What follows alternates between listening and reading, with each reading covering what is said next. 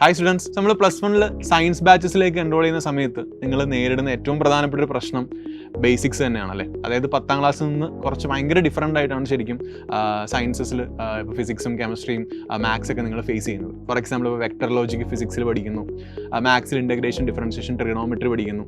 അപ്പോൾ ഇങ്ങനെയുള്ള കാര്യങ്ങളൊക്കെ നിങ്ങൾക്ക് സ്റ്റാർട്ടിങ്ങിൽ തൊട്ട് ഒരു പെർഫെക്റ്റ് സിംഗിൽ പോയില്ലെങ്കിൽ ബാക്കിയുള്ള ചാപ്റ്റേഴ്സിന് ഇത് എഫക്റ്റ് ചെയ്യും, കാരണം ഇതെല്ലാം കണ്ടിന്യൂവേഷൻ ആണ്. അതേപോലെ തന്നെ 2027 നീറ്റ് ജെഇ പോലുള്ള എക്സാമുകൾക്ക് പ്രിപ്പയർ ചെയ്യുന്നവരുമായിരിക്കും നിങ്ങൾ.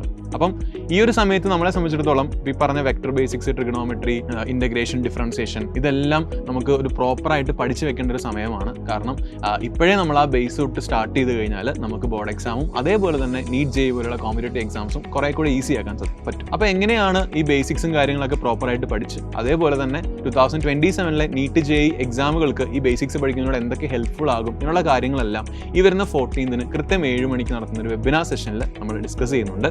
സോ നിങ്ങൾ +1 സ്റ്റുഡൻസ് എല്ലാവർക്കും ജോയിൻ ചെയ്യാം, സയൻസ് സ്ട്രീം എടുത്തവർക്ക്. സോ ആ വെബിനാർ സെഷനിൽ ജോയിൻ ചെയ്യാൻ വേണ്ടി നിങ്ങൾ ഈ കാണുന്ന QR കോഡ് സ്കാൻ ചെയ്യുക. QR കോഡ് സ്കാൻ ചെയ്ത് രജിസ്റ്റർക്ക് മാത്രമേ വെബിനാർ സെഷൻ്റെ ലിങ്ക് ലഭിക്കുകയുള്ളൂ. അതുകൊണ്ട് തന്നെ നിങ്ങൾ സ്കാൻ ചെയ്യണം. അപ്പം ഒരു എക്സ്പേർട്ട് പാനൽ നിങ്ങൾക്ക് ഈ പറഞ്ഞ കാര്യങ്ങളെല്ലാം പറഞ്ഞു തരുന്നതായിരിക്കും. ഈ നീറ്റ് ജെഇയുടെ പ്രിപ്പറേഷൻ +1 സ്റ്റാർട്ട് ചെയ്യാനുള്ള ബെനിഫിറ്റ്സ് എന്താണ്, അതേപോലെ ഏതൊക്കെ ബേസിക്സ് കാര്യങ്ങൾ ഇപ്പോൾ പഠിച്ചിരിക്കണം, ഇപ്പോൾ ഫിസിക്സ് ഒക്കെ ബുദ്ധിമുട്ടുള്ളതാണ്, ലോസ് ഓഫ് മോഷൻ, ഇങ്ങനെയുള്ള ചാപ്റ്റേഴ്സ് ഒക്കെ എങ്ങനെ ഫേസ് ചെയ്യാം, ഇങ്ങനെയുള്ള കാര്യങ്ങളെല്ലാം നമ്മൾ കംപ്ലീറ്റ്ലി പറയുന്നതായിരിക്കും. അപ്പം കൃത്യമായി ജോയിൻ ചെയ്യുക, മറക്കണ്ട. 14 തീയതി 7 മണി. Thank you.